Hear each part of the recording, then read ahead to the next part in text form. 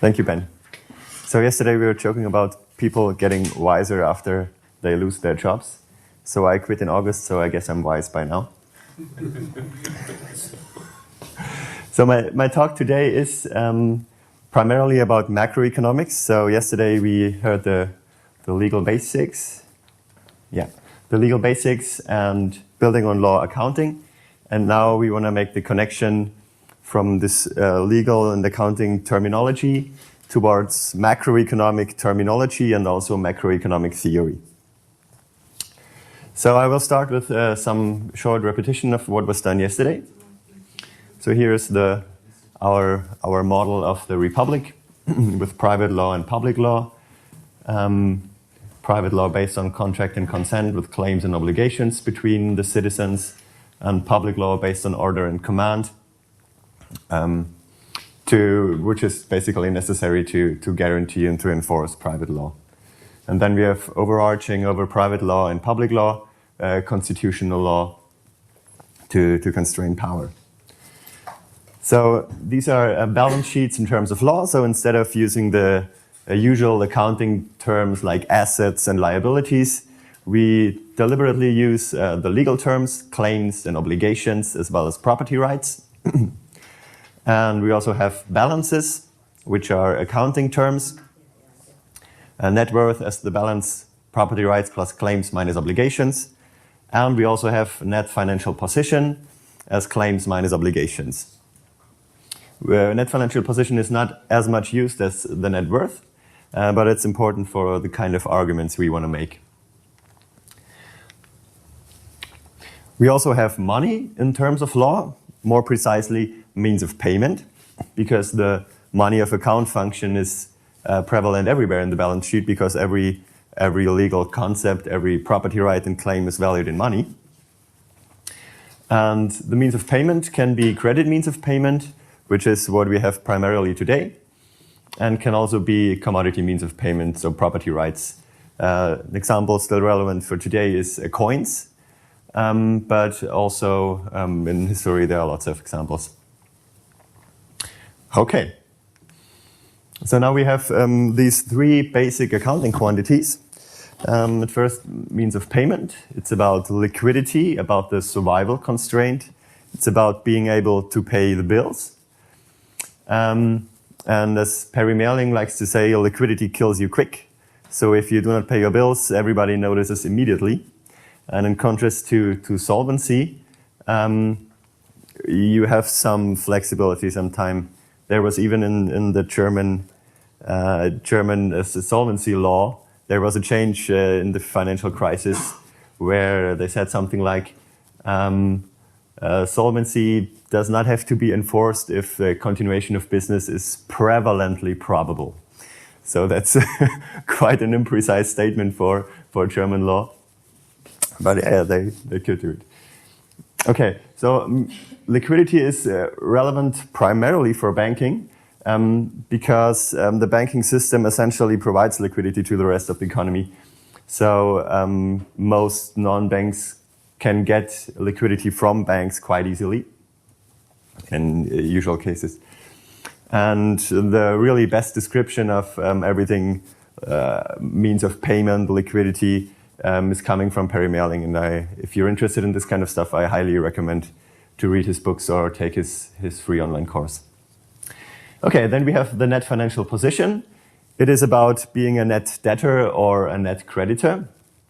And this is relevant for consistent micro-macro integration, precisely because the net financial position of the whole economy aggregated is zero, always by definition.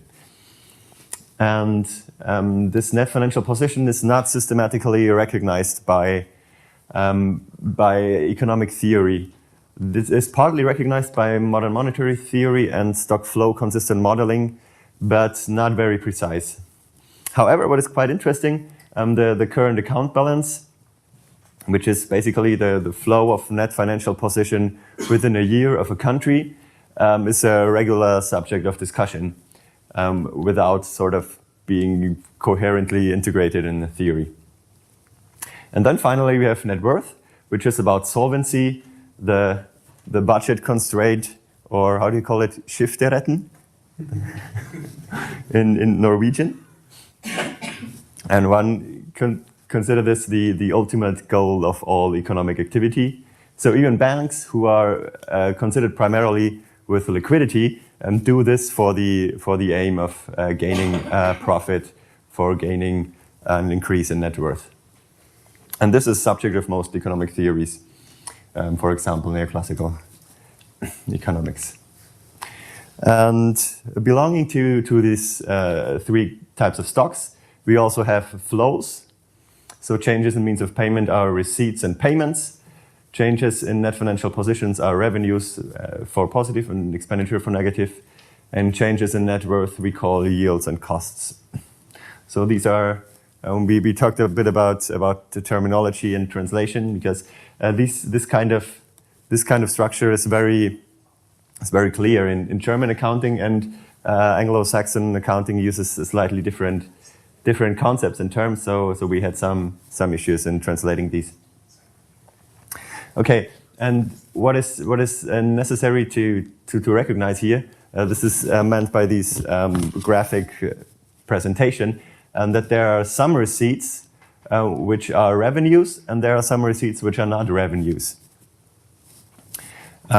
So if I find a banknote on the street, that's a receipt and a revenue. So my means of payment change, and also my net financial position changes. But if I take a bank loan of 100 euro, then this is a receipt for me because my means of payment increase, but my net financial position does not increase because I sort of get a claim and the corresponding obligation, so they net out. And so one can find examples for all kinds of combinations here. Can I just ask one question? Yeah. What if my house doubles its value? Yeah. That would be an example of a yield, so a profit, which is neither a revenue nor a receipt. Yeah. And accounting is, in the English-speaking world, especially macro accounting, is usually done by Copeland's flow of funds approach, and it's not as precise as this systematic, because, like the example of an increase in value of property, cannot be captured by Morris Copeland's flow of funds approach. Okay, so let me give an example and make the distinction again clear between real and financial transactions. Here we are buying a property, for example, a car, and the first phase, contracting, is where the buyer gets the car and the obligation to pay the seller, and the seller gets the claim against the buyer and loses the property of the car. Oops, that's too fast. And this changes the net financial position, so it's an expenditure for the buyer and a revenue for the seller. So that's the classical example of expenditure revenue, simply buying something. And then the second phase is paying. In this case, paying by transferring a claim. So the buyer has initially some claim against the bank, some deposit account, and he transferred it to the seller, so he loses it and the seller gets the claim against the bank. And this eliminates this claim obligation relation here. And this is a payout and a receipt, but does not change the amount of net financial position. And this is precisely what Nicholas yesterday called the bipartite division of monetary theory. So dividing expenditures from payouts. And if we have an economy where everything is paid instantly, then these two always go together. And we don't have to make this bipartite division. But our modern economy makes use of these buy now and pay later very extensively. So this bipartite division is really very important. So let me now try to connect these accounting basics to macroeconomics. So here we have the revenue expenditure flow, which is for a given time period, let's say a year, the gross sum of all revenues, which is, of course, equal to the total sum of expenditures in a closed economy. That's why we call it the revenue expenditure flow. But it's a gross flow, not a net flow. And then we have something called the payment flow. So this is the gross sum of all payments. And it's very illuminating to look at these intersection or non-intersection areas. Here in the middle, we have immediately paid purchases, cash purchases, which are revenues and payments. And here we have transactions on account, which are revenues only. There's no payment here.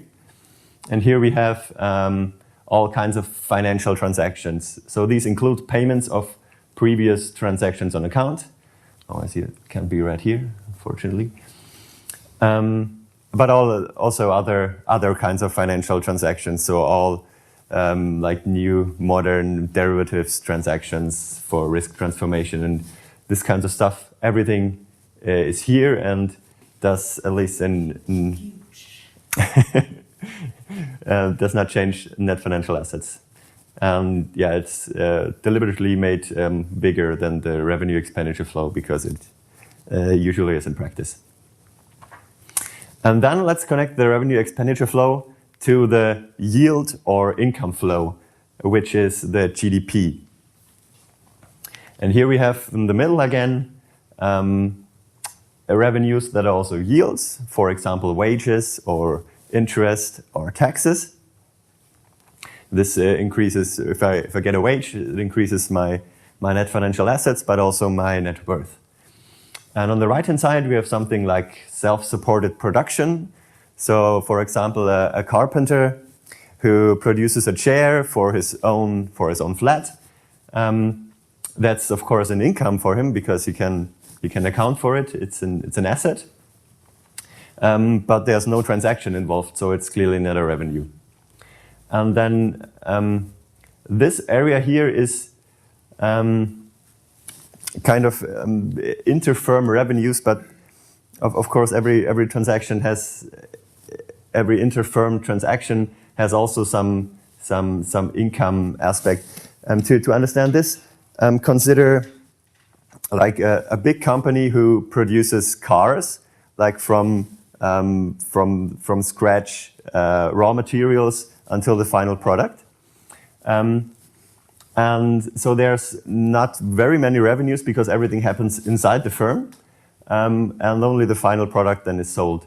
And if we divide this firm into many different small firms, where the type of production stays essentially the same, we have lots of more revenues between these small firms, but the final creation of net worth is equal. So the more transactions happen between firms, the bigger this part becomes, this left part. Yeah, please. So now my house doubles its value. Yeah. That's not going to affect GDP.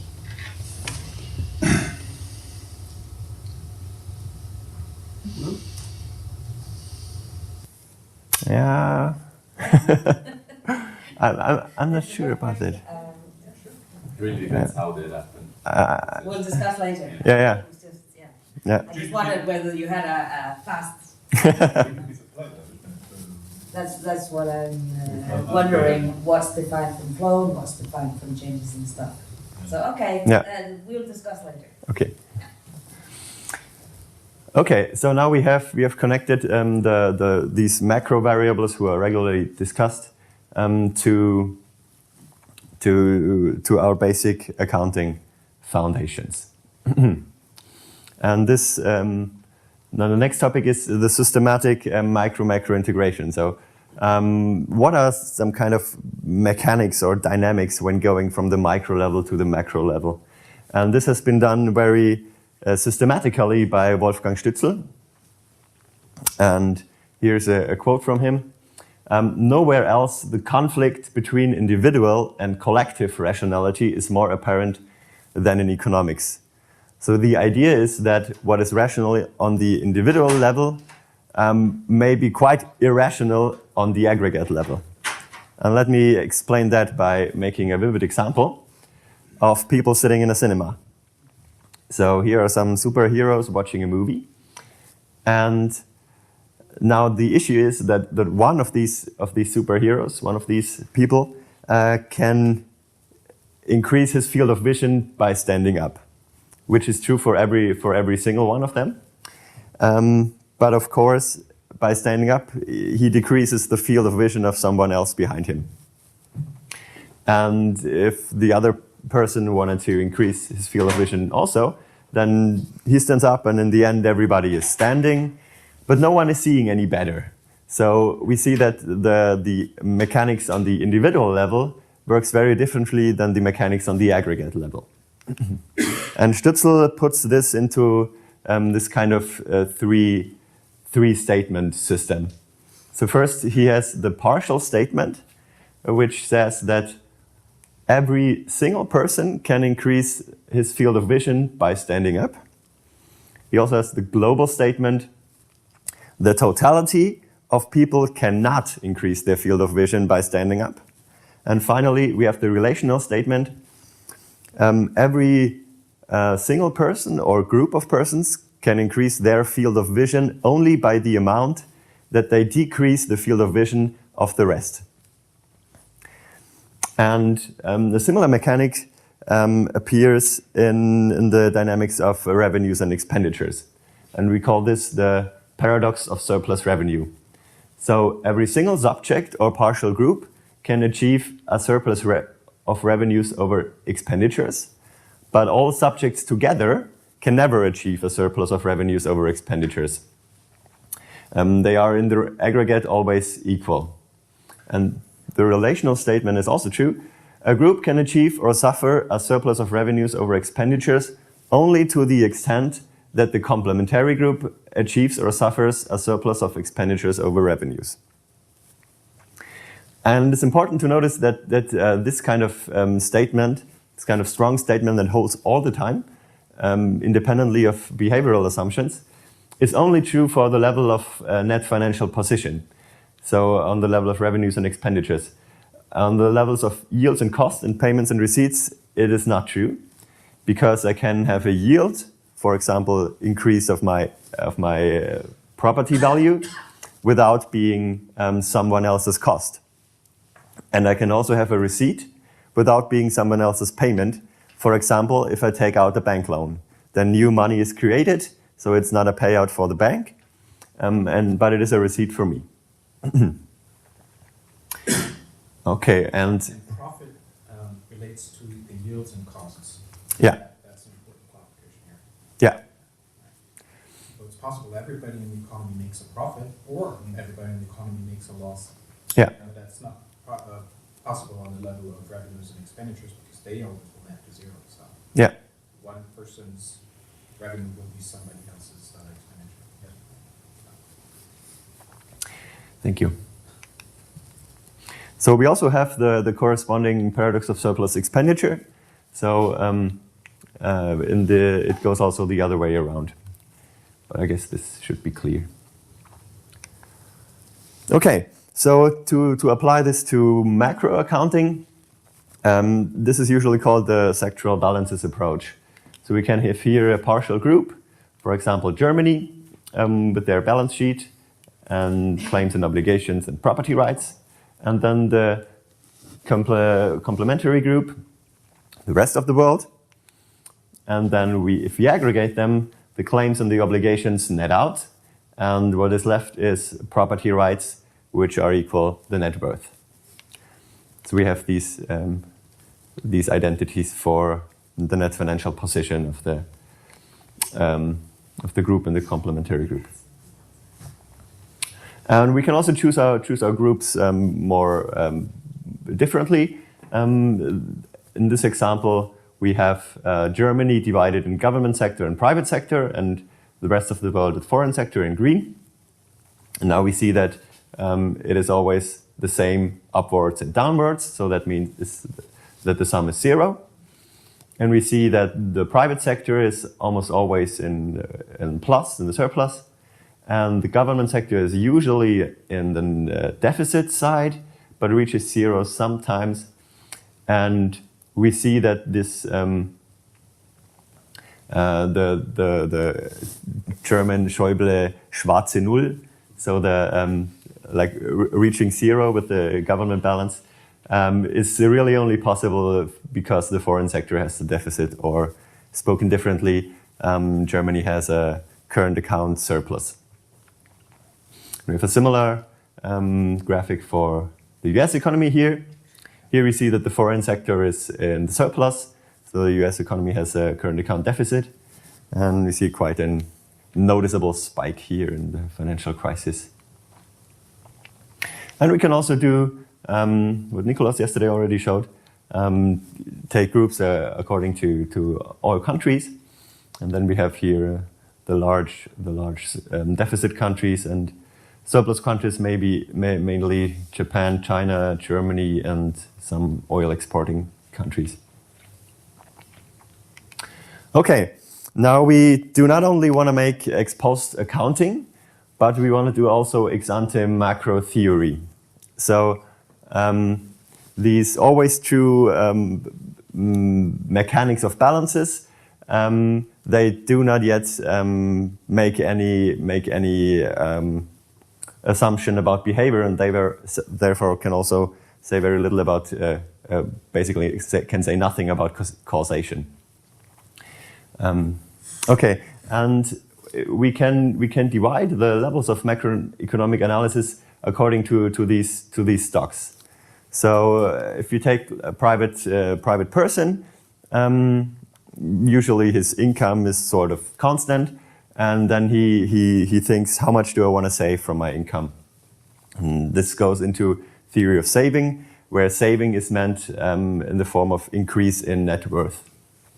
And in the theory of growth, there's this macroeconomic identity investment, meaning increase in property rights, equals saving, meaning increase in net worth. But of course, it is quite a debate about what is the determining thing and what causes the other. And then we have net financial position, and this goes into the theory of business cycles and inflation. It's about how much of my wealth do I want to hold in net financial positions or in property rights. So if property rights sort of are expected to increase a lot, then I try to hold more property rights and less claims, maybe even get in debt to buy property because I expect the prices to rise. And finally, we have the analysis on the level of means of payment, which is how much liquidity do I want to hold to react quickly to some developments. And this Stützel calls a theory of interest, or maybe theory of liquidity. And in my talk, I will focus on these in the middle, the analysis on the level of net financial position, theory of business cycles, and inflation. Okay, to do macro, the terminology supply and demand is used very, very widely. You've also heard it in the morning. But it is usually not precisely defined. And Stützel makes a nice, very precise definition of these terms. For him, individual demand is someone planning to buy, so someone planning an expenditure. And individual supply is someone planning to sell, planning a revenue. Goods and services, you have to have that. Plan to buy goods and services. Yeah, that is always buy goods and services or sell goods and services. Point of clarification. If I say I plan to buy a helicopter, okay, is that a demand even though I can't afford one? Well, if you realistically plan to do it, I would say it is demand. If you... Oh, but I could say, well, I want a helicopter. Yeah, it's... but I can't afford it yet. It's not about wanting things, it's about realistically planning to do things. You need realistic. If you could get credit for it, then you can buy it. Yeah. If you have a house and you offer that as collateral. The house is nice, but it's not that expensive. Maybe a small helicopter. That is not Yeah, I think when Adam Smith makes this point, that you need the capacity, you need to be realistic. Yeah. There's a passage concept in Wealth of Nations which says a poor man may wish a great dinner or something like that. But this is not an effective demand. Yeah. Because Yeah. Also the plan, it's a wish maybe, but we could qualify that, we could specify that. Yeah, I think so. Yeah. You needed to. Yeah. So it's explicitly planning and not wishing. So if someone realistically plans, he sort of should have the means to do it somehow. And so on the aggregate level, aggregate demand is the monetary value of everything people plan to buy. Okay, I have written one there.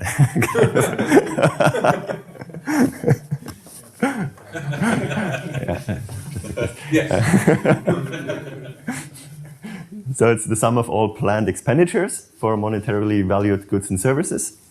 And aggregate supply is the sum of all planned revenues. And I like this definition because on the one hand, it is very precise because it goes back to these legal and accounting foundations. But on the other hand, it becomes very clear that these are not sort of precisely defined things. You can't measure them. These are plans in the heads of people. So there's no way to measure every plan of every individual. And they also can change very quickly in the face of certain events. Okay, so we have ex post, so the accounting identities. We know by them that total expenditures always equal total revenues on the aggregate level. But the plans for expenditures and revenues, they usually are not equal. So if they are equal, we call this equilibrium. So this is where aggregate demand and aggregate supply are equal. And the usual case is that we are in this equilibrium, that the plans don't match. And of course, in the end, we have some amount of realized transactions. And the question is, well, do the plans of buyers or the plans of sellers prevail? And this leads us to the question of buyers' markets and sellers' markets, the question of power, really. So in theory, when two people meet and they make a contract, it is two free and equal citizens making a contract on the basis of consent. But in practice, they have an unequal position of power.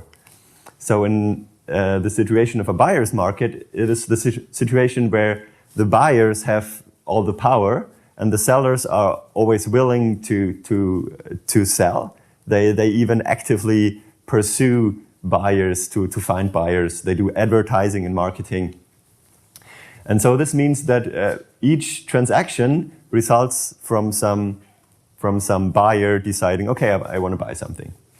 And this means that actual transactions equal the planned expenditures. And this is the case we mostly have in developed functioning capitalist societies. And then we have sellers' markets. This is exactly the opposite situation, where the buyers have to stand in line at sellers, and consequently the sellers have the power to decide, so that actual transactions equal planned revenues. And so it is sort of not very intuitive for many of us, but happened, for example, in socialist economies, where here people have to stand in line at the supermarket. And it's sort of more a situation of shortage economics. Yeah. So I have 10 minutes left, something like that. Okay. Yeah.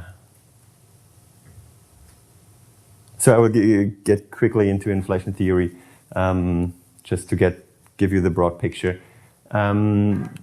Stützel starts this considerations on inflation about this basic equation, so that the growth in the revenue expenditure flow is either coming from a growth in goods flow or a growth in price level, which is an equation true by identity. If we take these as the definitions, don't have time for this. And then he sort of puts different inflation theories into boxes, depending on how they causally interpret this equation. So usually they assume that sort of one of these variables is sort of passively determined by the other two. And then that's basically three possibilities, and he discusses which possibility matches to which inflation theory. So first we have the price level as dependent variable. This is, for example, if we have inflation due to a drop in production, when the revenue expenditure flow is constant, so this is constant, but the goods flow decreases, for example, to crop failure or natural disaster. So the price level goes up due to a shortage in the goods production. And also the demand pull inflation follows this case. This is where the goods flow is approximately constant, but the revenue expenditure flow increases, for example, through increased demand. Then also the price level rises.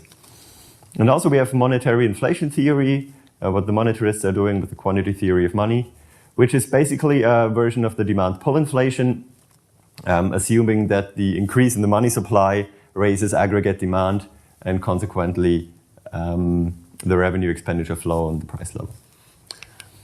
Then we also have the revenue expenditure flow as dependent variable.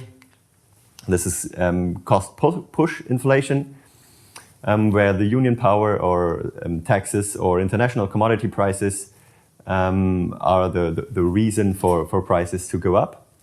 And consequently, the flow of revenues expenditures increases, even if the goods flow is constant. This can also happen simply because companies wanted to increase their profit. If they can increase their price without the goods flow going down, then of course the profit increases. And this is especially plausible if we have a strong sellers market. So if the sellers don't have any problem selling their stuff, but people are standing in line anyway. And finally, the third possibility is when the goods flow is the dependent variable. And this explains, for example, stagflation. So that's when this revenue expenditure flow is approximately constant, but the price level rises. Oil shock is a classical example here. Then the goods flow drops. Or here's another example. And this also formalizes the Keynesian demand stimulus. So if we have an unemployed economy and we assume that the price level is constant, then necessarily an increase in the revenue expenditure flow necessarily increases also the goods flow. So employment increases. Inflation can also be simply a self-fulfilling prophecy. So there are some people expecting prices to rise, or precisely rise more than interest rate. And consequently, the people try to hold their property more in the form of hold their wealth more in the form of property rights than in claims. This means that the aggregate demand for investment goods increases, and if aggregate demand increases, then we can have demand pull inflation. So the prices indeed rise, and rising prices can in turn again foster expectations for prices to rise. Similar dynamics happens with consumption goods. Then people think they rather buy today than tomorrow. And it can also happen in the opposite direction. Deflation is self-fulfilling prophecy. So what is important to take away here is that these kind of expectations can be self-fulfilling. So it's not all these reasons I proposed before. They can have some explanation value, but in the end, it is people making decisions and having beliefs. So you can make sort of very clear claims here. About the property rights and the claims, shouldn't it be the net financial position instead of the claims? Because if I expect prices to go up, as you said, I may even go into debt. Yeah, you're right. Yeah. So this should be really a net financial position of claims. Because that way you're leaving out debt side. Yeah. Yeah. That's Okay, now we want to come to our final theory of business cycles. So this is about the interaction of these expectations and plans with the situation of buyer's market or seller's market. So here we have the case of demand surplus, where planned expenditures are greater than planned revenues. So the plans to buy something greater than the plans to sell something. And here we have the opposite situation, where the plans to sell are larger. And so these initial reasons can be different, but I focus here on the situation of demand or supply surplus. And they can now meet demand surplus, supply surplus, can meet a buyer's market or a seller's market. And the dynamics are very different for these different situations. So here we have supply surplus meeting a buyer's market. So what happens here? We have people planning their net financial position to increase. This means that the planned revenues are greater than the planned expenditures, but the actual transactions equal planned expenditures, so these, and these are smaller than the planned revenues. So there will be some people who cannot fulfill their plans to have revenues. So they cannot increase their net financial position as planned. So what will they do? They will further decrease their plans to buy something. So the revenue expenditure flow will go down in a self-fulfilling spiral, kind of. And this is a situation which describes quite well the Fisher debt deflation, the historical situations of 1931 and also 2010 in the Eurozone. And if we manage to sort of reverse this situation of plans into a demand surplus, which can be done, for example, by government deficit spending, then we can turn this into an upward spiral. So here, the people planning to buy are more than the people planning to sell, or the aggregate plans are greater here. So there will be some people who sell something who didn't plan to sell something. They didn't plan to sell something, so their net financial position increased somehow, but they wanted to decrease it. So they will increase their expenditures, and we will have an upward spiral. Yeah, thank you. Increasing in the revenue expenditure flow. And the interesting thing here is that if we have this demand surplus for a long time, then we have here a nice expansionary period. But it can happen that the buyer's market slowly transforms to a seller's market, so that the sellers now have more power. And in this case, the same demand surplus situation now creates a downward spiral, because the actual plans are now the planned revenue, so the smaller plans. So that's going into the downward spiral. And this, we think, can at least partially explain the situation in the 70s, the stagflation, because especially the labor market probably approached the seller's market situation because of full employment for over a longer time. And in this case, we now should change the plans again towards a supply surplus, that we have the upward spiral again. And this probably can explain the supply side economic success. Thank you. That was my presentation.